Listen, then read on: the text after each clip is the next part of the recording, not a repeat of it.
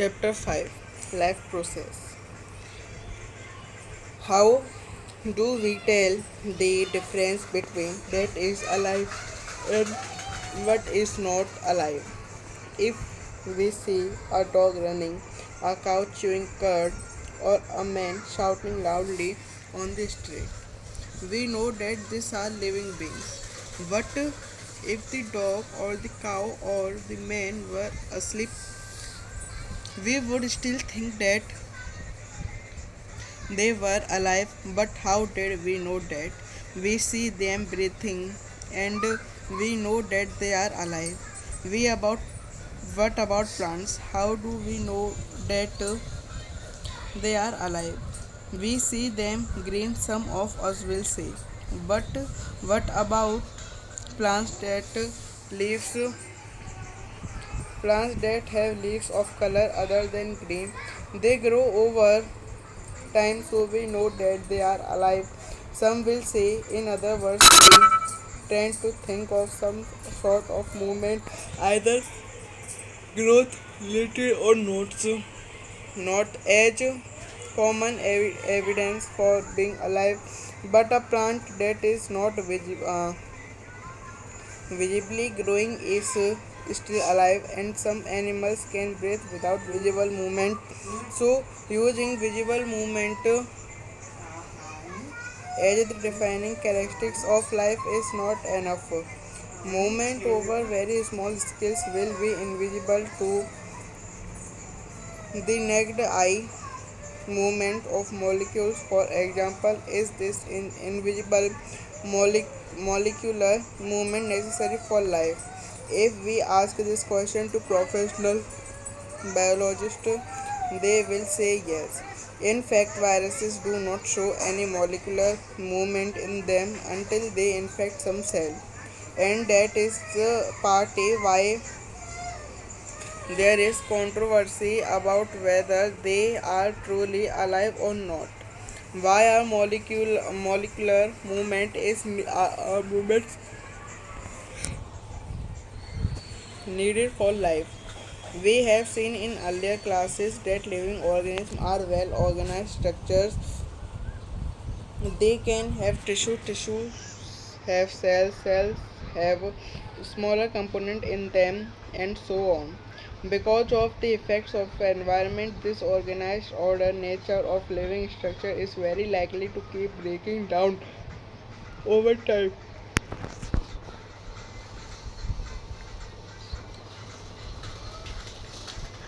If order breaks down, the organism will no longer be alive. So, living creatures must keep repairing and maintaining their structures. Since all these structures are made up of molecules, they must move molecule around all the time. What are the maintenance process in living organisms? Let us explore.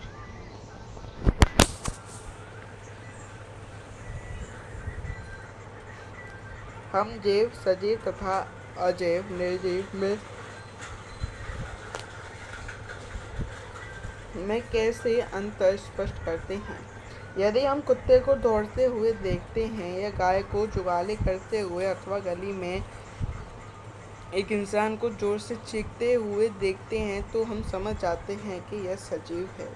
यदि कुत्ता, गाय या इंसान सो रहे हैं, तो क्या तब भी हम यही सोचेंगे कि सजीव है? लेकिन हम ये कैसे जानेंगे? हम उन्हें सांस लेते देखते हैं और जान लेते हैं कि वे सजीव हैं। पौधों के बारे में हम कैसे जानेंगे कि वो सजीव है?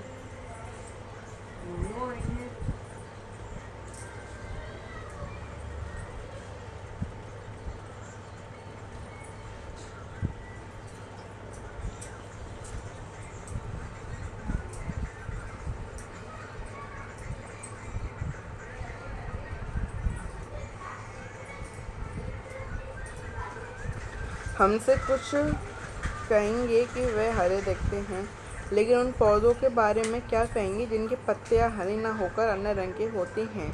वे समय के साथ वृद्धि करती हैं, अतः हम कह सकते हैं कि वे सजीव हैं। दूसरे शब्द में हम सजीव के सामान्य प्रमाण के तौर पर कुछ गलतियों पर विचार करते हैं। यह गतियाँ वृद्धि संबंधी या अन्य हो सकती हैं, लेकिन वह पौधा भी सजीव है जिसमें वृद्धि परिलक्षित नहीं होती। कुछ जंतु सांस तो लेते हैं, परंतु जिनमें गति स्पष्ट रूप से नहीं दिखाई देती है, वे भी सजीव हैं। अतः दिखाई देने वाली गति जीवन के परिभाषित लक्षण के लिए प्राप्त नहीं है। अति सूक्ष्म स्केल पर होने वाली गतियाँ आँखों से दिखाई नहीं देती। उदाहरण के लिए अणुओं की गतियाँ।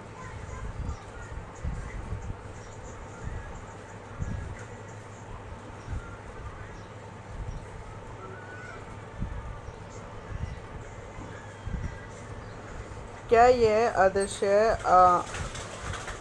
आणविक गति जीवन के लिए आवश्यक है? यदि हम यह प्रश्न किसी व्यवसायी जीव विज्ञानी से करें तो उसका उत्तर सकारात्मक होगा। वास्तव में विषाणु के अंदर आणविक गति जब तक वे किसी कोशिका को संक्रमित नहीं करते हैं नहीं होती है। अतः इसी कारण वह विवाद बना हुआ है कि वास्तव में सजीव है या नहीं। जीवन के लिए आणविक गतियाँ क्यों आवश्यक हैं? पूर्ण कक्षाओं में हम ये देख चुके हैं कि सजीव की संरचना सुसंगठित होती है। उनमें ऊतक हो सकते हैं, ऊतकों में कोशिकाएं होती हैं, कोशिकाओं में छोटे घटक होते हैं। सजीव की संगठित एवं सुव्यवस्थित संरचना समय के साथ साथ पर्यावरण के प्रभाव के विघटित होने लगती है।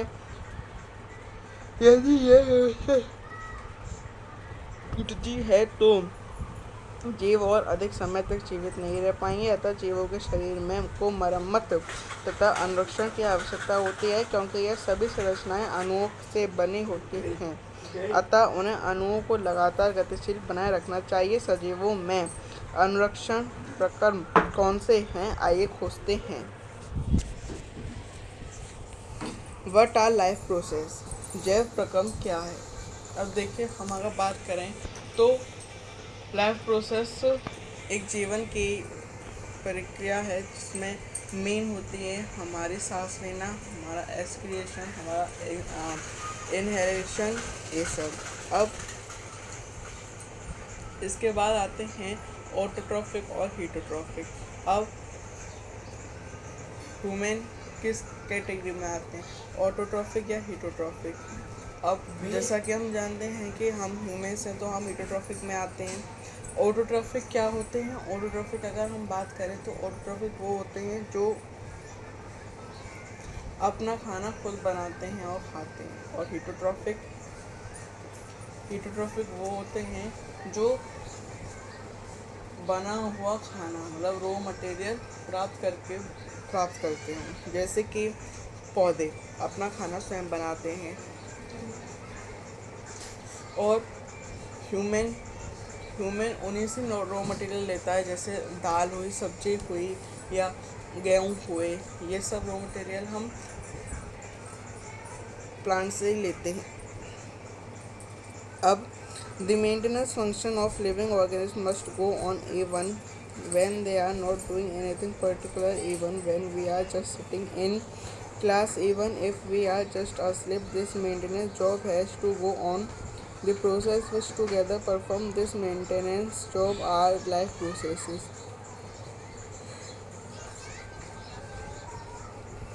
Since these maintenance processes are needed to prevent damage and break down energies needed for them, this energy comes from outside the body of individual organism. So there must be a process to transfer a source of energy from outside the body to organism, which we call food, to the inside, a process we commonly call nutrition. If the body size of the organism is to grow, additional raw material will also be needed from outside. Since life on earth depends on carbon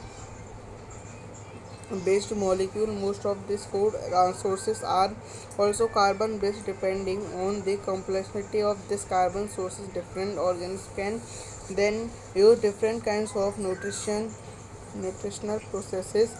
The outside source of energy could be quite varied since the environment is not under the control of individual organisms. This source of energy therefore need to broke down or built up in the body and must be finally converted to a uniform source of energy that can be used for various molecular movement needed for maintaining life, living structure as well as to the kind of molecule the body needs to grow. For this, a series of chemical reactions in the body are necessary. Oxidizing, reducing reactions are some of the most common chemical means to break down molecules. For this, many organisms use oxygen sourced from outside the body. The process of acquiring oxygen from outside the body and to use it in the process of breakdown of food sources of cellular need is what we call the expiration. In the case of single-celled organisms, no specific organs for taking in food, exchange of gases, or removal of waste may be needed because the entire surface of organism is contact with the environment. But what happens when the body size of the organism increases and the body design becomes more complex in multicellular organisms? All the cells may not be direct contact the surrounding environment. Thus, simple diffusion will not meet the requirements of all the cells. We have seen previously how is multicellular organism various body parts have specialized in function they perform. We are familiar with the idea of this specialized tissue and with their organization in the body or organism. It is therefore not surprising that the uptake of food and oxygen will also be function of specialized tissues. However, this poses a problem since the food and oxygen are now taken up at one place in the body of the organism while all parts of the body need them. This situation creates a need for a transportation system for carrying food and oxygen one place to another in the body.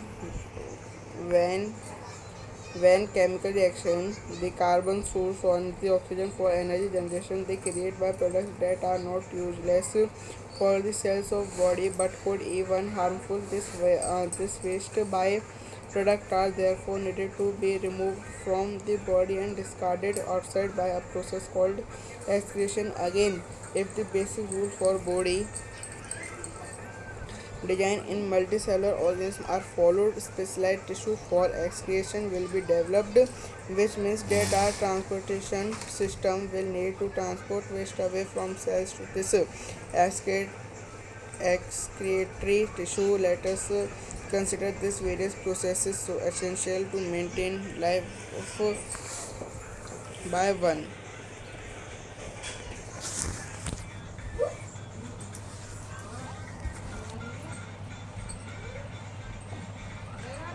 जैव प्रक्रम क्या है?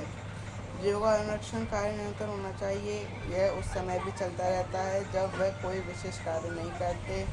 जब हम सो रहे हों अथवा हम कक्षा में बैठे हों उस समय भी अनुरक्षण का काम चलता रहना चाहिए। वे सभी प्रक्रम जो सम्मिलित रूप से अनुरक्षण का कार्य करते हैं जैव प्रक्रम कहलाते हैं। क्योंकि क्षति तथा टूट फूट रोकने के लिए अनुरक्षण प्रक्रम की आवश्यकता होती है, अतः इसके लिए उन्हें ऊर्जा की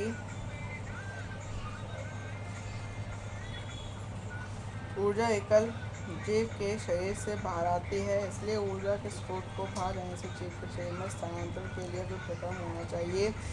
उस ऊर्जा के स्रोत को हम भोजन तथा शरीर के अंदर लेने के प्रक्रम को पोषण कहते हैं। यदि जीव शारीरिक वृद्धि होती है तो उसके लिए बाहर से अतिरिक्त कच्ची सामग्री भी आवश्यकता होगी, क्योंकि पृथ्वी पर जीवन कार्बन आधारित अणुओं पर निर्मित है, अतः अधिकांश खाद्य पदार्थ भी कार्बन आधारित है। इस कार्बन स्रोतों की जटिलता के अनुसार विविध जीव विभिन्न प्रकार के पोषण प्रक्रम से प्रयुक्त करते हैं। क्योंकि पर्यावरण किसी एक जीव के नियंत्रण में नहीं है तथा अतः ऊर्जा के ये बाह्य स्रोत विविध प्रकार के हो सकते हैं। शरीर के अंदर ऊर्जा के इन स्रोतों के विघटन या निर्माण की आवश्यकता होती है, जिससे ये अंततः ऊर्जा के एक समान स्रोत में परिवर्तित हो जाने चाहिए। ये विभिन्न आणविक गतियों के लिए एवं विभिन्न सजीव शरीर के अनुरक्षण तथा शरीर की वृद्धि के लिए आवश्यक अणुओं में निर्माण में उपयोगी हैं। इसके लिए शरीर के अंदर रासायनिक क्रियाओं की एक श्रृंखला की आवश्यकता है। अपचयन अभिक्रियाएं अणुओं के विघटन की कुछ सामान्य रासायनिक युक्तियां हैं। इसके लिए बहुत से जीव शरीर बाहरी स्रोत के ऑक्सीजन प्रयुक्त करते हैं। शरीर के बाहर से ऑक्सीजन को ग्रहण करना तथा पुरुष की आवश्यकता के अनुसार खाद्य स्रोत के विघटन में उसका उपयोग श्वसन कहलाता है।